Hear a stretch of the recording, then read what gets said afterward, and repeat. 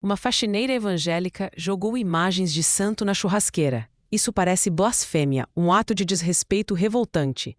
Mas e se esse gesto, tão carregado de fúria e preconceito, fosse o início de um milagre? Eu passei anos desvendando os fios invisíveis que conectam o inexplicável ao nosso cotidiano. Hoje, vou contar a história de Lúcia, e ela vai redefinir tudo o que você pensa sobre fé, perdão e cura. Prepare-se, porque o que aconteceu com ela é tão surpreendente quanto a própria vida. Lúcia acordava antes do sol, o cheiro forte de desinfetante e sabão em pó já impregnado em suas roupas de trabalho. As mãos, calejadas e ásperas, eram a prova de uma vida dedicada à limpeza, à ordem. Ela era uma força da natureza, uma mulher de fé inabalável, criada sob o rigor de uma doutrina que via o mundo como um campo de batalha constante entre a luz e as trevas. Para ela, qualquer imagem, qualquer símbolo que não fosse o seu, era um portal para o engano, uma porta aberta para o que chamava de idolatria. Era um peso silencioso, uma tensão que carregava por dentro, cada vez que entrava em uma casa e via as prateleiras repletas de santos católicos. Ela evitava o olhar, mas o desconforto, aquela pontada de julgamento, estava sempre ali. Você já sentiu essa divisão interna? Esse conflito entre o que você acredita e o que o mundo te mostra? Se sim, diga agora nos comentários. Abre-me os olhos. Na casa daquela família em particular, havia uma imagem de Santo Antônio. Pequena, de gesso, com o menino Jesus nos braços. Lúcia movia da cômoda para a estante, da estante para a mesinha de centro. Sempre com a mesma sensação de deslocamento, como se o objeto se recusasse a ficar onde ela o colocava.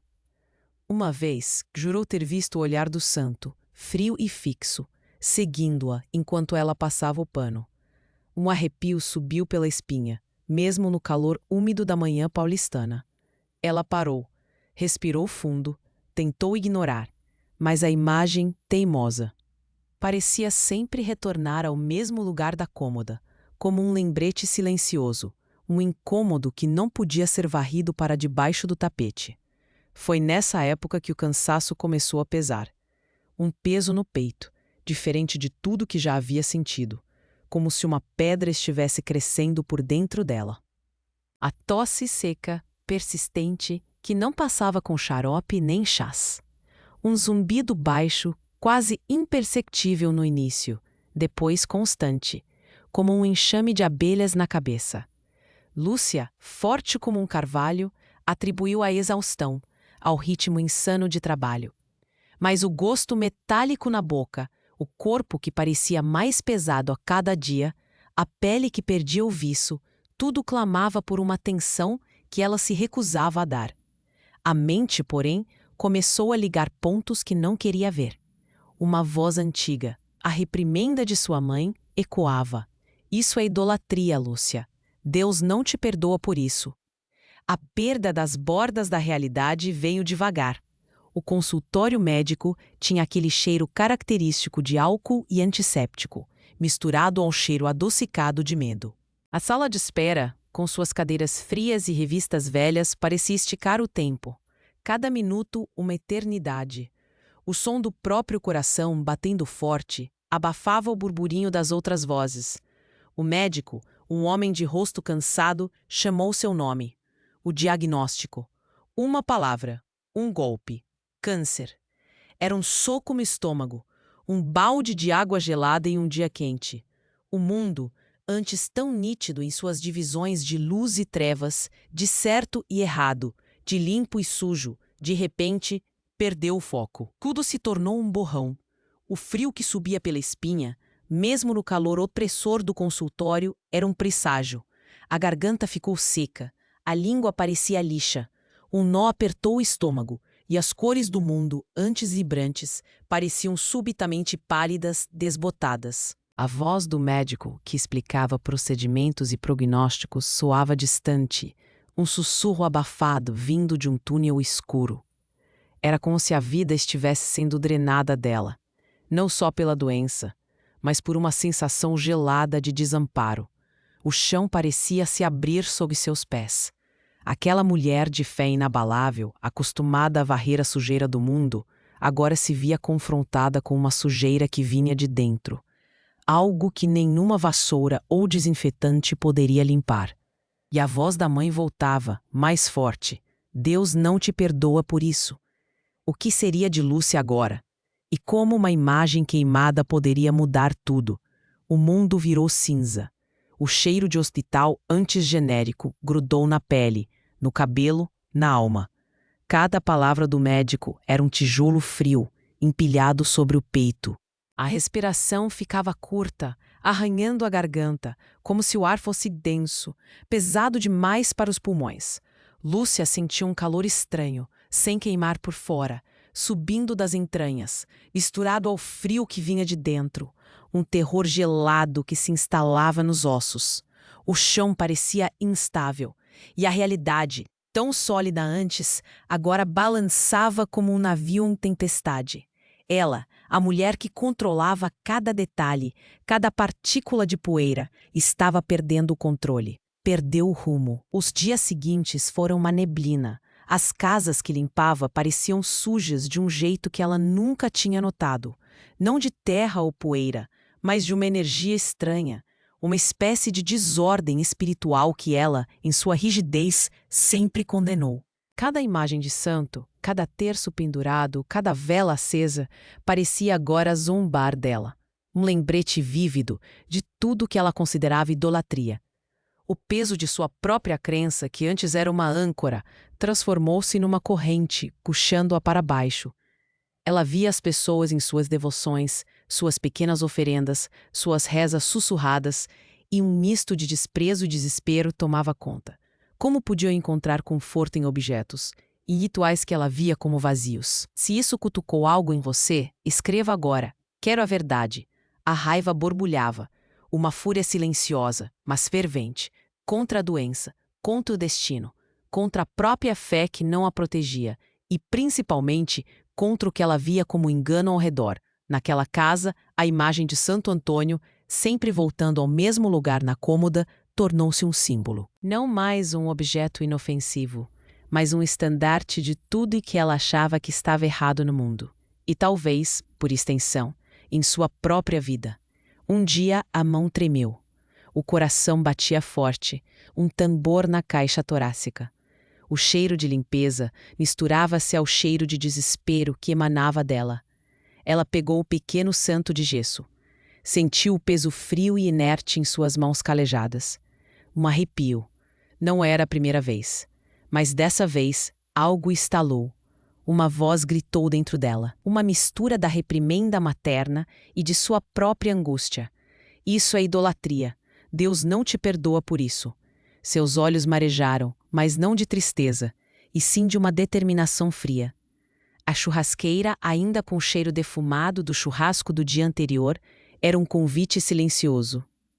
Ela acendeu o fogo, um calor seco e crepitante subindo, iluminando seu rosto contraído, o gesso branco, o menino Jesus nos braços. Um gesto, uma decisão. Com a mão firme, Lúcia jogou a imagem nas chamas. O gesso estalou, o cheiro de queimado preencheu o ar, misturando-se à fumaça que subia densa, sufocante. Ela assistiu, imóvel, enquanto o branco se tornava negro, as formas se desfaziam, a pequena figura se transformava em cinzas, uma por uma. As outras imagens que encontrou na casa seguiram o mesmo destino. O cheiro de fumaça e gesso queimado era pesado, impregnando suas roupas, suas narinas, sua memória. Ela sentiu um tipo de alívio perverso, uma purificação brutal. Achou que estava eliminando o mal, limpando o terreno. Era uma tentativa desesperada de barganhar com o divino, de provar sua lealdade. Mas, no fundo, um vazio ainda maior se abriu. O orgulho cega. Ela não sabia o tamanho da sua cegueira. Se entendeu o perigo do orgulho, comenta: o orgulho cega. No silêncio que se seguiu, o som das brasas se desfazendo era o único ruído. Mas a voz da mãe, aquela profecia antiga, ecoou mais forte do que nunca. Deus não te perdoa por isso. Não era um sussurro, era um grito, uma condenação. O alívio momentâneo se dissolveu. substituído por um medo ainda mais profundo. Um frio cortante que vinha de dentro, não do vento, mas da alma. Ela havia tentado limpar, mas sentia-se mais suja, mais culpada. O que ela havia feito? Um ato de fé ou um ato de desespero? E o que Santo Antônio faria com ela agora? Para onde ela iria com essa culpa queimando por dentro? O cheiro de fumaça e gesso queimado ficou impregnado, grudou na pele e nos cabelos, nas roupas que ela não conseguia mais tirar sem sentir o peso daquele ato. Cada respiração trazia à tona a lembrança das formas se desfazendo, do estalo do gesso. O alívio perverso que sentira na hora escorreu como água entre os dedos, substituído por uma angústia que pesava mais que o próprio corpo. A voz da mãe, antes um eco, agora era um coro incessante, martelando na cabeça, sem trégua. Deus não te perdoa por isso. Deus não te perdoa por isso. Os dias seguintes foram um tormento. O diagnóstico de câncer, antes um golpe, agora parecia a materialização da profecia, a punição divina por sua ousadia, por sua raiva. O corpo, já em declínio, sentia cada sintoma com uma intensidade cruel. O peso no peito se tornou uma opressão constante, um nó que a impedia de respirar fundo. A tosse, antes seca, vinha agora acompanhada de um gosto amargo na boca, um sabor de ferro e desespero. O zumbido no ouvido, que antes era um enxame, transformou-se num silêncio ensurdecedor, onde apenas a voz da mãe conseguia penetrar. Lúcia sentiu um frio que não era do ambiente, mas das entranhas. Um gelar que percorria os ossos, mesmo sob o sol causticante de São Paulo. A pele antes viçosa ficou pálida, quase translúcida, como papel velho. A vida escorria por seus poros. Ela, que sempre fora tão forte, tão inabalável, sentia-se um castelo de areia, desmoronando com a maré.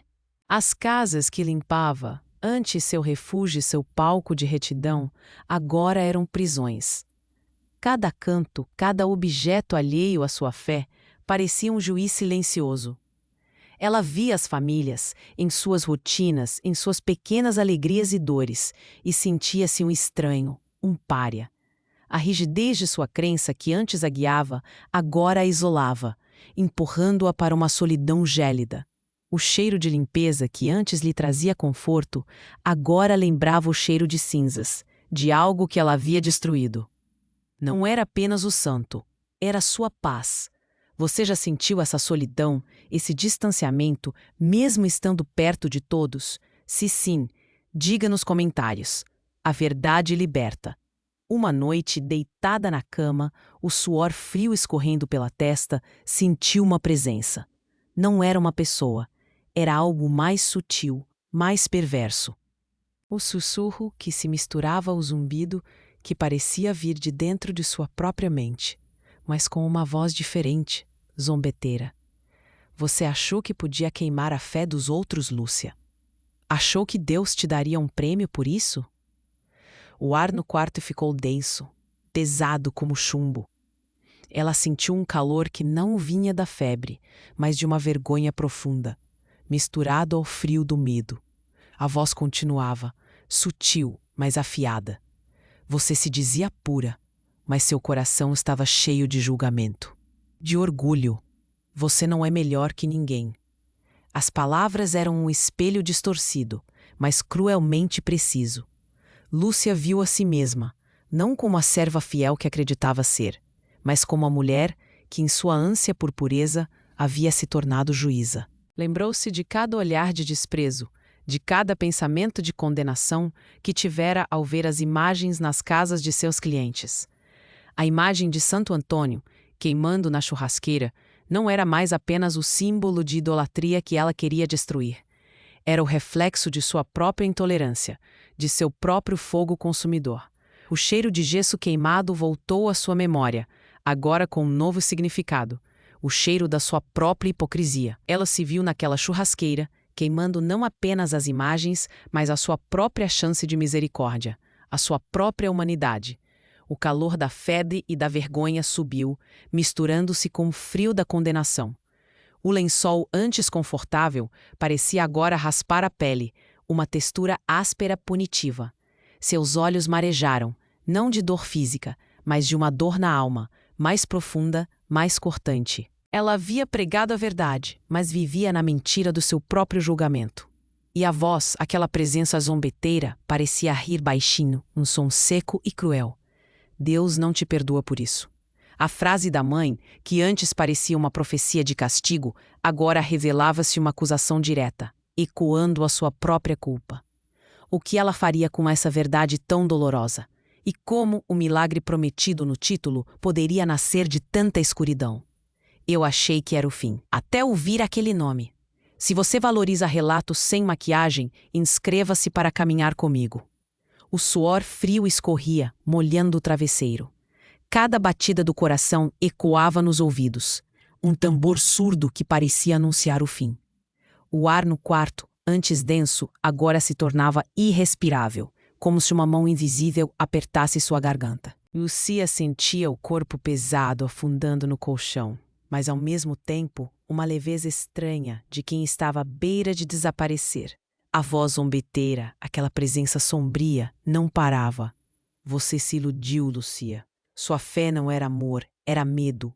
Seu Deus é um juiz e ele te condenou. O cheiro de queimado, o estalo do gesso, tudo voltava com uma clareza cruel, misturando-se ao cheiro de hospital, de doença, de morte iminente. Ela tentava se mover, mas os músculos não respondiam, presos numa paralisia de culpa e desespero. O corpo tremia por dentro, um frio que não tinha a ver com a temperatura ambiente. Ela se sentia perdida, completamente à deriva no meio de um oceano de escuridão. A promessa de cura, de salvação, que ela havia pregado com tanta veemência, parecia uma mentira vazia, diante do seu próprio sofrimento. A mãe, com sua voz profética, estava certa. Deus não a perdoaria. Como poderia? Ela havia destruído o que era sagrado para outros, em nome de uma pureza que agora se revelava manchada. O peso do câncer no corpo parecia pequeno perto do peso da condenação na alma. A textura áspera do lençol sob sua pele era um lembrete constante da sua aspereza, da rigidez que a havia levado àquele ato insano. O que ela tinha feito? E por quê? Nesse abismo de dor e arrependimento, quando a última gota de esperança parecia escorrer, uma sensação diferente começou a se manifestar. Não era a voz acusadora, nem a profecia materna. Era algo mais suave, mas com uma força que transcendia qualquer som que ela já tivesse ouvido. Um calor que não queimava, mas aquecia, subiu do chão frio, envolvendo seus pés, suas pernas, seu corpo exausto. O zumbido no ouvido, que antes era uma tortura, começou a se transformar, virando um murmúrio, depois um cântico quase inaudível, mas com uma melodia que acalmava. Ela não sabia de onde vinha, mas sabia que não estava sozinha. Então, em meio à escuridão que parecia engoli-la, uma luz suave, quase um brilho de vela, surgiu. Não era uma luz que cegava, mas que revelava, que acendia por dentro, e com ela veio a voz. Não era alta, mas ressoava em cada fibra do seu ser, clara como água fresca. Lúcia, eu te encontrei. As palavras eram poucas, mas carregavam o peso de um abraço. Não foi castigo, foi chamado. Lúcia sentiu o cheiro de incenso, de terra molhada, e algo doce, como mel, preencher o ar. A presença zombeteira se dissipou como fumaça, e o frio cortante se transformou em um calor morno, reconfortante. Ela chorou, não de dor, mas de um alívio que parecia quebrar todas as correntes que a prendiam. A voz continuou, com uma ternura firme. Deus não te perdoa por isso, mas te ama apesar disso. E por causa disso. Lúcia entendeu. O julgamento não vinha de fora, mas de dentro dela mesma. A rigidez, o orgulho, a fúria em que ela havia jogado as imagens na churrasqueira. Tudo isso era parte de sua cegueira, não da ira divina. O Santo Antônio, aquele que ela havia queimado, não a havia punido.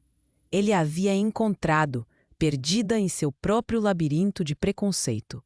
A cura não seria uma recompensa por sua fé perfeita, mas uma manifestação da misericórdia que se estende mesmo aos atos mais equivocados.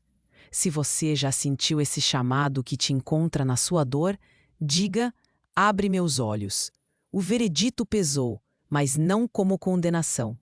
Pesou como verdade, como uma rocha removida do peito. A clareza doeu. Sim, doeu por cada julgamento que ela havia emitido, por cada vez que tinha se sentido superior. Mas essa dor era uma dor que libertava. A voz da mãe, Deus não te perdoa por isso, ainda ecoava, mas agora com um novo significado. Era um aviso, não uma sentença. Uma oportunidade de ver a si mesma, de se arrepender, de mudar. O cheiro de queimado, que antes era um tormento, agora parecia um lembrete do fogo purificador, não destrutivo. Lúcia sentia um calor no peito, uma quentura que se espalhava por todo o corpo, desfazendo um nó que a impedia de respirar. As cores começaram a retornar ao mundo, não vibrantes como antes, mas com uma nova suavidade, uma nova profundidade. Ela estava de volta, mas não era a mesma. A sensação física de voltar foi como emergir de um mergulho profundo. O ar que antes era pesado, agora entrava nos pulmões com facilidade, fresco, leve. As luzes miúdas da noite que antes pareciam distantes e indiferentes, agora brilhavam com um calor acolhedor, como pequenas velas acesas. Lúcia sentiu a textura do lençol, não mais áspera, mas macia, um conforto simples. A consciência, porém, continuava pesando, não mais com culpa esmagadora, mas com a responsabilidade de quem havia recebido um presente imenso e merecido. Ela havia sido encontrada, e aquele nome, Santo Antônio, que antes era um gatilho de raiva, agora era um sussurro de esperança, um lembrete da misericórdia que a alcançou. O que Lúcia faria com essa nova chance? E como a vida dela se transformaria a partir desse encontro improvável? Lúcia acordou. O sol entrava pela fresta da cortina, um fio dourado que dançava no ar. Não era o sol de antes, que apenas iluminava a poeira. Era um sol que parecia aquecer por dentro, dissolvendo o gelo que havia petrificado.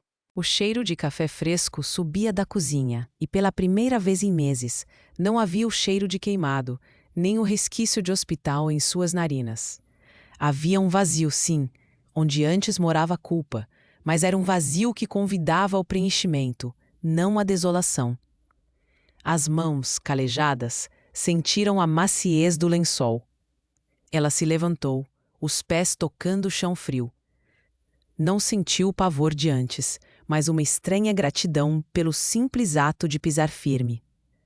A consciência ainda pesava, mas agora era o peso de uma responsabilidade, de um chamado que ela não podia ignorar. Ela precisava agir. Sua rotina, antes uma máquina rígida de obrigações e julgamentos silenciosos, começou a se desdobrar de um jeito diferente. Ao entrar nas casas dos clientes, o olhar dela não se fixava mais às imagens de santos com a mesma pontada de desprezo. Ela os via sim, mas como parte da fé do outro, não como um inimigo a ser combatido. O cheiro de cera e flores, que antes a irritava em algumas casas, agora carregava uma doçura discreta, um perfume de devoção que ela aprendia a respeitar. Ela ainda varria, limpava, organizava, mas o fazia com uma leveza nova, sem o peso da condenação em cada movimento. O esfregão nas mãos parecia mais leve. Ela notou os detalhes que antes ignorava. O brilho dos olhos de uma senhora ao falar de sua santa de devoção, o carinho com que uma criança segurava um rosário. Se isso cutucou algo em você, escreva agora, quero a verdade. A mudança mais profunda, contudo, começou dentro de sua própria casa, no silêncio de seu quarto. A Bíblia, antes um livro de regras e repreensões, começou a ser lida com outros olhos, com um coração mais aberto. As palavras, que antes pareciam pedras de julgamento, agora revelavam-se como rios de misericórdia. Ela parava, refletia, ouvia. A voz da mãe, que ressoava com a condenação, começou a se misturar com a voz que ela ouvira naquela noite. A voz que dizia, eu te encontrei. Lúcia percebeu que a fé não era apenas um escudo contra o mal, mas uma ponte para o amor, para a compreensão que transcende dogmas. O cheiro de papel velho das páginas da Bíblia, antes um aroma de dever, agora era o perfume da descoberta. Sua relação com a família também se transformou. Ela, que sempre fora a rocha inabalável, a guardiã da fé correta, começou a se abrir. Conversas que antes eram monólogos sobre o certo e o errado, tornaram-se diálogos, escutas atentas. Ela ouviu as dores, as dúvidas, as pequenas alegrias de seus irmãos e filhos, sem a necessidade de corrigir, de apontar falhas. Um calor novo de afeto genuíno começou a preencher os espaços que antes eram frios, distantes. Ela sentia o toque da mão da irmã, a risada do sobrinho. Com uma intensidade que parecia nova, como se estivesse vendo e sentindo o mundo pela primeira vez. A rigidez se dissolveu, dando lugar a uma ternura que ela nem sabia que possuía. Se você já sentiu esse chamado, diga: abre meus olhos. O consumo, em sua vida, nunca fora excessivo. Lúcia sempre foi parcimoniosa, mas a nova percepção que ela tinha do mundo da graça a fez olhar para tudo com mais gratidão e menos apego. O que antes era uma posse, agora era um presente. Ela começou a doar mais, a compartilhar o pouco que tinha, com uma generosidade que nascia não da obrigação, mas de um transbordamento. Uma camisa velha, um par de sapatos, um prato de comida extra, tudo ganhava um novo valor quando entregue com amor. O peso das coisas materiais diminuiu e o peso da vida, que antes a curvava, tornou-se mais leve, quase etéreo. O som de uma porta batendo, de uma criança pedindo ajuda, tudo parecia chamá-la para uma ação mais compassiva. Na comunidade, sua presença antes era marcada pela firmeza de suas convicções. Agora era pela suavidade de sua escuta. Ela não pregava mais com a mesma veemência, mas testemunhava com a própria vida. As pessoas a procuravam, não para ouvir sermões, mas para compartilhar suas próprias angústias, atraídas por uma paz que irradiava dela. O cheiro de incenso em uma igreja católica, que antes a fazia torcer o nariz, agora era apenas um cheiro, parte da experiência de fé de outros. Ela aprendeu a ver a beleza na diversidade, a encontrar Deus em todos os lugares. Em todas as formas de amor e devoção sincera. Era como se as paredes que ela mesma havia construído tivessem desmoronado. A devoção de Lúcia, antes focada em um Deus distante e julgador, transformou-se em uma conversa íntima, um relacionamento de amor e confiança. Ela não orava mais por medo do castigo, mas por gratidão pela misericórdia. O câncer, que ainda estava ali em tratamento, não era mais visto como uma maldição, mas como o catalisador de sua transformação. A cada sessão de quimioterapia, o gosto metálico na boca e o cansaço extremo eram acompanhados por uma força interna, uma certeza de que não estava sozinha.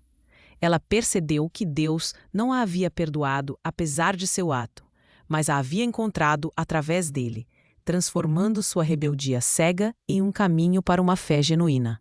Se você acredita que a consciência continua, escreva: eu acredito. A cura física, quando começou a se manifestar, não foi um milagre estrondoso, mas um processo gradual, um sussurro de vida que retornava. Os médicos, surpresos, falavam em resposta excepcional ao tratamento, mas Lúcia sabia que algo mais profundo estava em jogo. Não era apenas o corpo que estava sendo curado. Era a alma. A cada dia, o frio que antes a congelava era substituído por um calor suave, que parecia vir de dentro, irradiando paz. O zumbido no ouvido diminuiu e em seu lugar ouvia a melodia da vida, os pássaros cantando, o riso das crianças. Ela estava sendo reconstruída, peça por peça, não por sua perfeição, mas por sua imperfeição, e pela jornada que a levou a entender que a misericórdia divina transcende qualquer dogma, que a dor pode ser um chamado. O que você faria se sua dor fosse o caminho para um milagre? O que você faria se sua dor fosse o caminho para um milagre? Lúcia, com sua história, nos mostra que a misericórdia não tem fronteiras, nem dogmas. Ela nos alcança na nossa imperfeição, na nossa cegueira.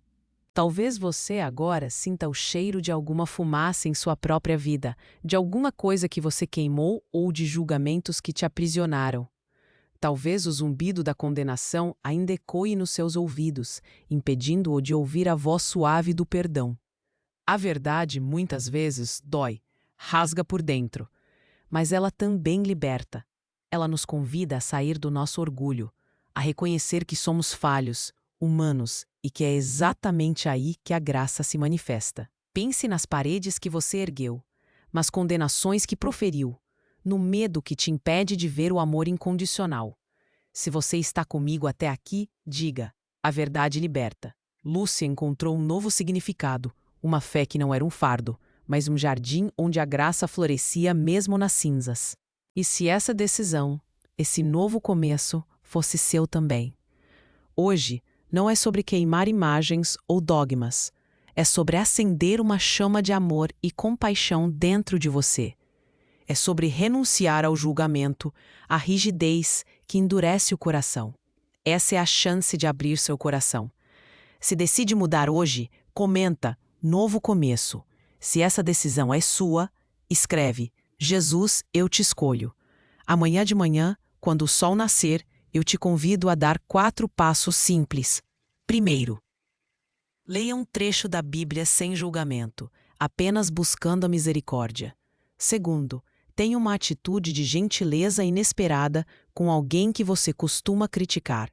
Terceiro, renuncie a um preconceito que você carrega, mesmo que silencioso. Quarto, procure uma pessoa que você afastou e ofereça uma palavra de paz. O caminho de Lúcia mostra que a fé é um rio que flui, não uma represa estagnada. Se esta parte te alcançou, dá um like agora para que eu continue. A história de Lúcia é um dos muitos milagres que a gente compartilha aqui no Santo Antônio Milagres. São relatos que desvendam a face de uma misericórdia que surpreende, que cura, que transforma. Milagres que nascem da dor, da imperfeição, da busca sincera. Se você valoriza relatos sem maquiagem, inscreva-se para caminhar comigo. No próximo vídeo, vamos mergulhar em outra jornada que prova que a fé se manifesta nos lugares mais improváveis.